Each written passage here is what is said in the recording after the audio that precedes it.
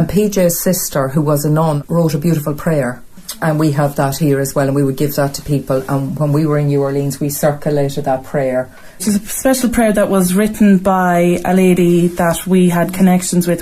She was a nun, a sister of PJ Bradley, who was very much involved with the process of having Margaret beatified.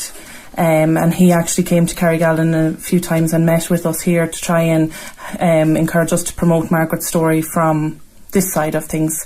The process of her beatification is mostly being run from the New Orleans side, because that is where Margaret done all of her work, and that's where it needs to be based, in the place where she lived and all of her work took place. But they also, of course, would like to make links with us here in Carrigallen, because of this is where she came from. And this prayer, then we got it printed and have handed it out and given it to anyone that comes within a hand's reach of us. A prayer for beatification.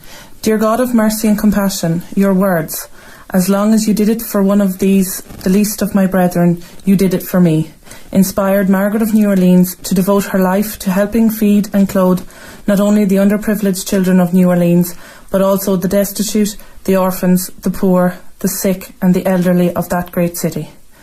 We commend to you her charitable works on behalf of the underprivileged Catholics, Protestants, Jews and all creeds for whom she worked so tirelessly. With faith and trust in our hearts, we pray for her beatification so that she may continue to encourage us to lead humble and charitable lives. We pray also that the work of Margaret of New Orleans will help to inspire today's rulers of society to develop a more positive attitude towards the less well-off in their care. And I suppose, like, for anybody listening then who would like to read a copy of this and say this prayer and have it and maybe write it down or something, they can find it on It's on our website, www.margaretsbirthplace.com.